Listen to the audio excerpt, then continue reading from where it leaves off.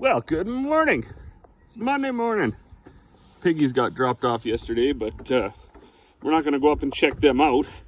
What we're going to do is we're going to go clean our drill out and switch it over to brown oats, I think. I also can't believe, like, man, these weather folks, holy smokes. Rain starts at 3 a.m. and rains all day. Well, it's 9 in the morning now. Still yet to rain. Doesn't even look like it's gonna rain. And then I've been hearing the old theory, well, you know, it's patchy. Okay, yeah, fair enough. Then don't put it on the good fair area, right? If it's patchy. Just nonsense, these people. Just wrong.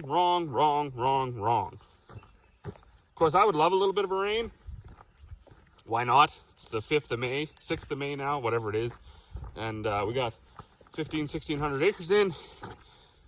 We're going to switch over now and do 20 acres of these brown oats. I think this is a scam, but whatever. We'll give it a whirl. And then we're going to switch to regular Morgan oats and seed out the rest of our cereal blend fertilizer.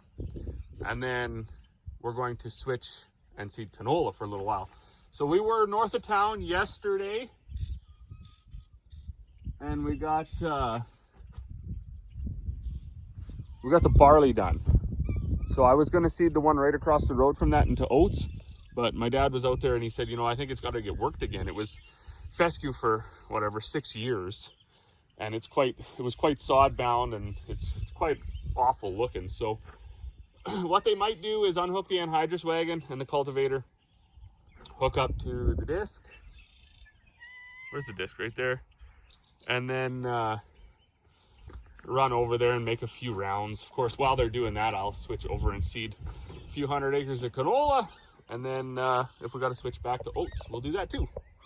So let's get rolling. I got to swing this auger around and underneath, drop this manifold down, auger the barley out into the truck. And then, yeah, go from there. Okay, so we got the drills calibrated, well, cleaned out, calibrated, switched over to, still at 2 ticks, good deal. Switched over to brown oats. Just giving her a check on a couple of nuts, bolts, settings and things. So I did notice one thing. The cylinder's got a little bit of a weep. That'll have to be tended to. It doesn't seem to be dripping onto this shank overnight, but so yesterday I noticed I had one seed run hose pop out at the bottom.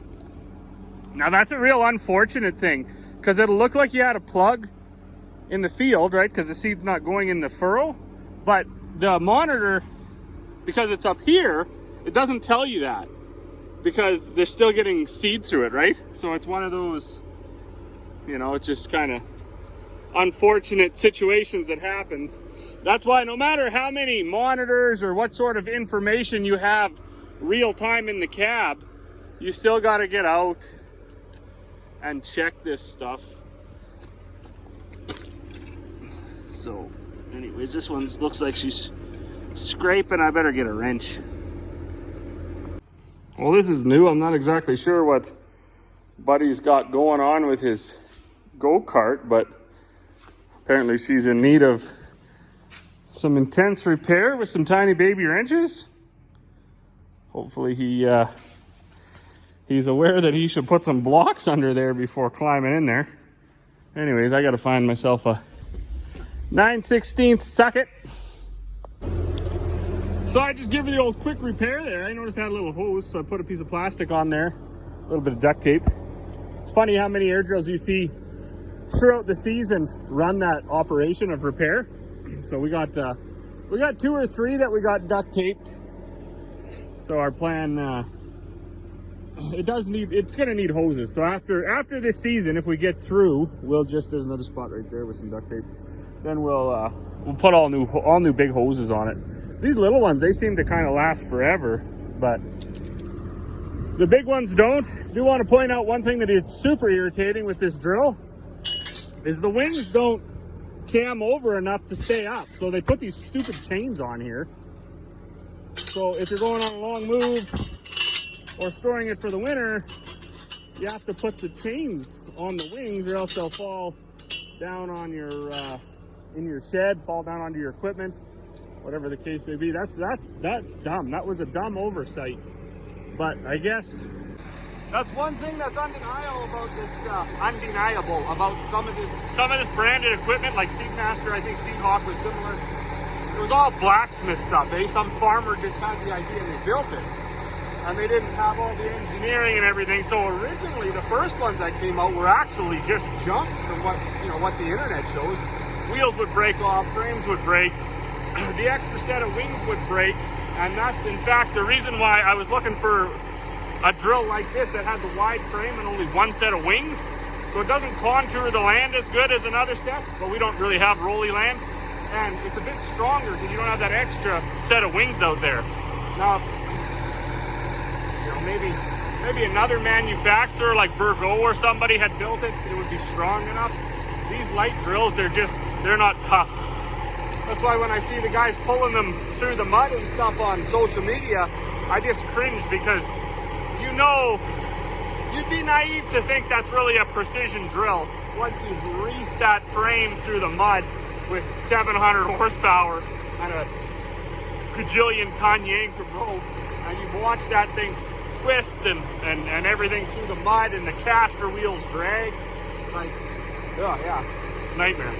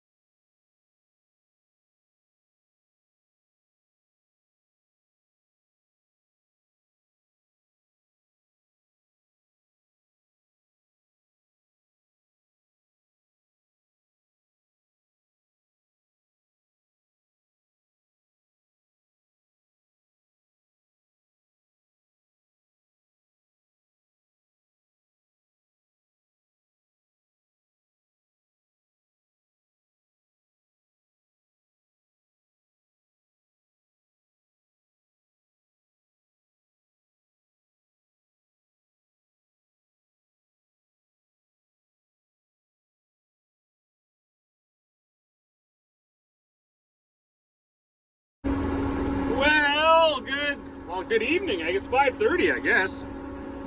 So we've had a day. We got cleaned out of barley. Got switched over to brown oats. Seeded that 1,800 pounds or whatever it was. Basically, I think I got 17 acres or something. My hydraulics kept popping out the back of my tractor again. That was no fun. Did that for like, I don't know, maybe like 10 times. I had to get out and put them back in. And then something finally let loose, and then they stayed there. That's the weirdest thing. Once you hook them up 3 or 4 times, or in this case like 10 times, then all of a sudden they just stay for the rest of the day. So the dealer thought maybe too much flow with too cold of oil right early in the morning. I don't know. I don't buy that. They are completely confused by the situation. That's something that we've only dealt with like 3 times so far this year. I don't know. It's super sporadic why that's happening. It's crazy. So I don't know. What I think from my visual is on that block back there with all those gauges on it, beside the big black box, there's a big silver hydraulic block. I think what I think is happening here is I got a supply line for the openers and a supply line for the drill. And then of course those return lines are low pressure coming back. I'm not sure what kind of wizardry happens in that silver box, but I think there must be some sort of a seal on or something.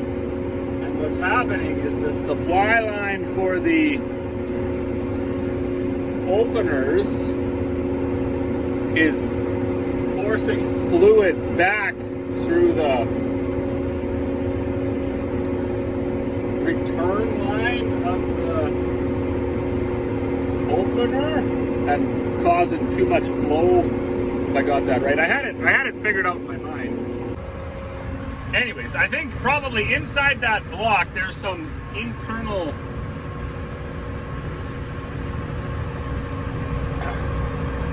failure, let's call it that, a seal gone or whatever, or a safety valve not letting go or whatever the case may be. But it's so intermittent that it's hard to find those things until they fail completely. Like once they fail completely, then you can take it apart. You'll find yourself a broken spring, you'll find yourself a broken seal, you'll find yourself something clogging something up. But until it does, who knows what you're looking for.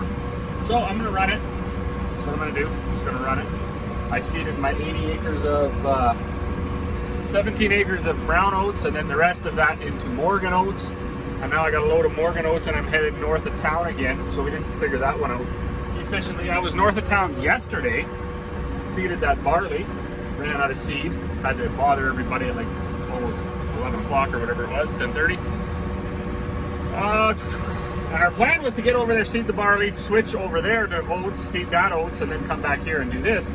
But when my dad got over there with the tractor, thankfully he went over there with the tractor and was pushing trees and stuff off that land, because that's a new quarter to us. We've never farmed that one before. So he was like, holy man, I don't think we can seed this. It's just way too sod bound from being at fescue for so long. So we had it plowed last fall. We worked it twice. Then my mom went over and anhydrous it this spring. And Dad's just over there now with the disc, and I think he's got it set pretty shallow. And judging from the time he left and how much he claims he has done, I expect he's probably going about 8 miles an hour with that field disc. So we don't have a high-speed disc, but we just pull our disc really, really fast. So apparently we'll just call it a high-speed disc. But I'm gonna get back onto the driving here. Well, there's Dad. He's only got to make it a little bit further into them trees, and then he's done the whole thing. So this is kind of our mess here. And I'm not too sure. I guess a guy should have got a set of arrows. I don't know. It's super mellow now because it's been worked so heavily. It's almost impossible to seed. Like that seed is going. Because the dirt's throwing over to the row beside it, it's going to end up fairly deep. So I might have to stop here and actually pull all that up out of there. But then the other thing I'm thinking is, because this is worked so deep and has been worked so much, maybe I should just leave it deep.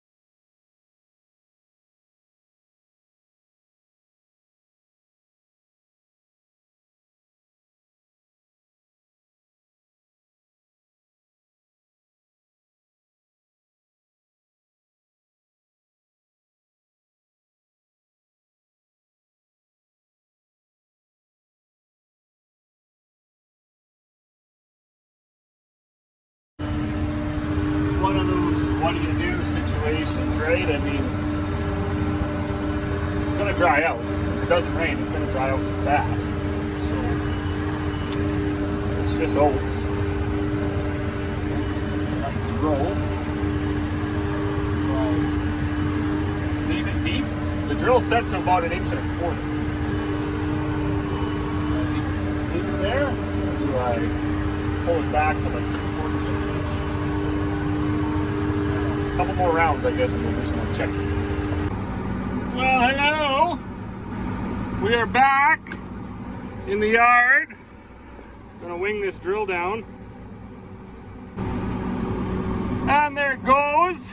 Got about 1,770 acres of cereals between barley, wheat, and oats. Now we're going to switch to the canola, put about 300 acres of canola in, and then we'll do, or 500 acres of canola, sorry, and then we're going to do 400 or 500 acres of, about 400 acres, I guess, of peas. So now we got to jump out. Corey's just grabbing the little tool there and set all these openers. So that is one thing that's not at all fun about this drill, is every opener has to be adjusted. Not that dissimilar to other drills, but anyways, let's go and do that. Well, good evening. Got a strong enough wind to keep the old flag flying. I stopped here for a check. I just did that long pass there. This quarter we have is like over a mile down to where I'm at, because it's 1, 2, and then a tiny bit of the other one, and then I think anyways, and then the creek cuts it off. But anyways, it maps out to be about 200 acres. And I did that west pass, turned around. I'm not gonna wind in there yet.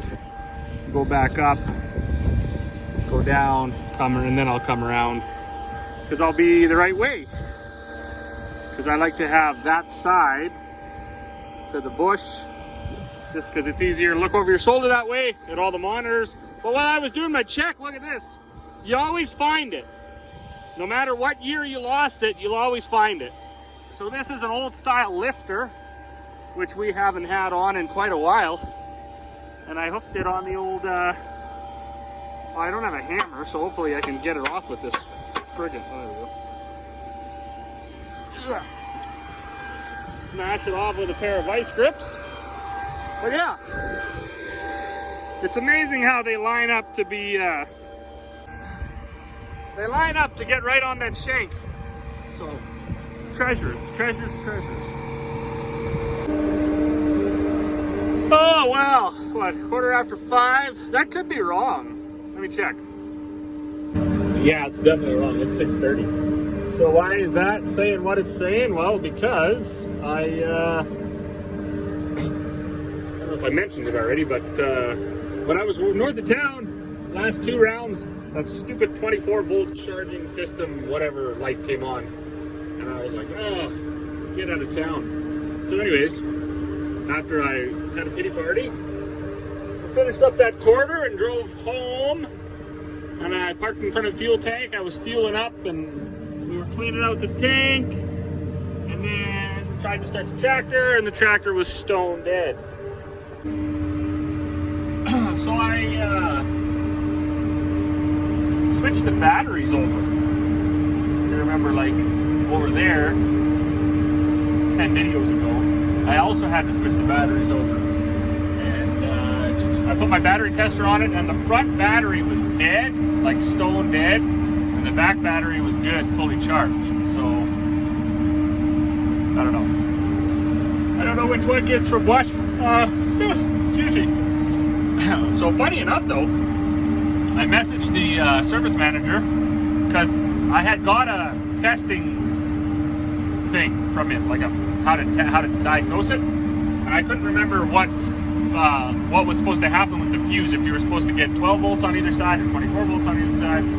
So anyways, I messaged him, but while I was waiting for his reply, I actually went back on YouTube and I watched my video from last fall or this summer or whatever it was, last summer, where I changed that equalizer. So by watching my own YouTube video from a year ago, I was able to diagnose it again. It is not the equalizer, that is still working. I'm getting 24 volts on either side of the fuse. None of the fuses are blowing, so what I have is a bad battery, I suspect, probably 2 bad batteries. So, I'm cruising along here though. It was charging 13.6. No, it's 13.1.2, so I'm assuming it's charged, it's not charging, and then it jumps up again or whatever. So I'm just gonna run it until that thing beeps again, and then we'll go get some batteries. Well, Looks like the neighbor's had enough for the night too. He's heading home with his truck. I got 100 acres here, and I'm gonna call that a win because we had to go north of town this morning and finish off that. We're gonna call it an oat field. I don't know what it's gonna turn out to be. Then we had to come back. We had to clean out the drill from all the packer wheels, like that sod clumps got stuck in some of them. So we had to clean that out. And then we had to clean the oats out. These plows here, buddy, he'll come and sweep them up and take them up and feed them to the pigs and the chickens. And then we had to fuel up. We had to switch the batteries over because we had that stupid 24-volt starting system, whatever. So switching the batteries front to back actually fixed it again. Clean the oats out of the drill, swap rollers from coarse to fine, then fill up with fertilizer, fill up with seed, or put some bags in at least, and then calibrate it, and then go out. So I'm gonna call that a win, right? That's quite a bit of work done today. And now I'm gonna find my jacket, and I'm gonna go to the house. I'm gonna get a shower, and I'm gonna get a meal, and I'm gonna get a good night's sleep. So, but he's still got his card up on jacks. We strongly advised him not to go under there because he doesn't have any blocks, but he said he jacked it up by himself. So anybody who's ever goofed around with jackalls knows and tried to, yeah, anyways, that's pretty impressive that he got that jacked up like that himself. But anyways, as always, thanks for watching, and we will see you all on the next one.